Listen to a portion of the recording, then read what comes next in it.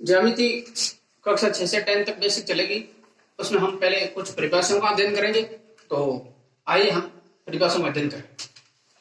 बिंदु, यह बिंदु की आकृति है। बिंदु कैसा होता है? बिंदु की आकृति का निर्माण कैसा होता है? देखो, पेन या पेंसिल की नोक से बनी आकृति बिंदु कहलाती है। बनी आकृति बिंदु कहलाती है। पेन या पेंसिल की नोक से, पेन या पेंसिल की नोक को दबाने से, किनसे? नोक को दबाने से, पेन या पेंसिल की नोक को दबाने से बनी आकृति क्या कहलाती है? बनी आकृति क्या कहलाती है? बिंदु कहलाती है। क्या कहलाती है? बिंदु कहलाती है। या पेन या पेंसिल की नोक को दबाने से, या दबाने से, दबाने से कैसे थोड़ा करके ये बिंदु क्या कहलाती है। अब आगे परिभाषा आती है आपकी किरण।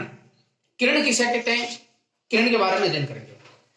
किरण का एक अंत बिंदु होता है और एक ही दिशा में गति करती है या बढ़ती। जैसा कि यदि किरण इस दिशा में जा रही है तो फिर ये इसी दिशा में जाएगी। यदि इस दिशा में जा रही है तो किरण इसी दिशा में जाएगी। समझे क्या?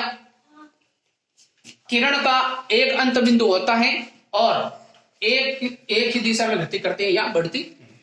आगे परिभाषा आती है वक्र। वक्र का अर्थ होता है सीधा नहीं। वक्र का अर्थ होता है सीधा नहीं, लेकिन गणित में वक्र सीधा भी होता है। लेकिन गणित में वक्र सीधा भी हो सकता है। जैसे देखिए, ये आकृति टेढ़ी मेढ़ी है और बंद है, इसलिए इसे बंद वक्र कहा। यह केवल टेढ़ी मेढ़ी बनाकर छोड़ दिया, इसे वक्र कहा। और ये सीधा वक्र है। सीधा वक्र को सरल वक्र बोलते। वह वक्र जो आपस में काटता नहीं है वो क्या कहलाता है? सीधा वक्र कहलाता है। क्या कहलाता है? सीधा वक्र कहलाता है। और यह आकृति खुले वक्र की है। एक साइड से खुली है ना, बंद नहीं, इसलिए इसे खुला वक्र कहा। अब आपकी परिभाषा आती है वक्र रेखा किसे कहते हैं? टेढ़ी मेढ़ी रेखा को वक्र रेखा कहते हैं। ये टेढ़ी मेढ़ी रेखा है, देखो आप यहां से चलकर यहां से आई, तो इसको क्या कहते हैं? टेढ़ी मेढ़ी रेखा को क्या कहते हैं? वक्र कहते हैं। आगे परिभाषा आती है रेखा की। किसकी आती है? रेखा की। रेखा अनिश्चित माप की होती है जिसका कोई अंत बिंदु नहीं होता है, अर्थात दोनों दिशाओं में गति कर सकती हैं या बढ़ सकती हैं।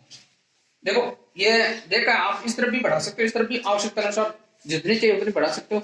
रेखा यदि ऐसे बढ़ाना चाहते हो तो ऐसे भी हो जाएगी। ठीक है ना?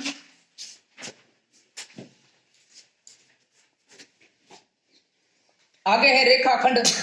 रेखा का वह भाग या भाग नाम आएगा। रेखा का वह भाग जिसके दो अंत बिंदु होते हैं एवं रेखाखंड निश्चित माप की लंबाई का होता है। ये रेखाखंड बनाया हुआ, ये पूरी एल रेखा है और इस बिंदु ए और बी, ये पूरा ए बी रेखाखंड है। ए बी रेखाखंड है। तो परिभाषा के बारे में बच्चों कैसा लगा?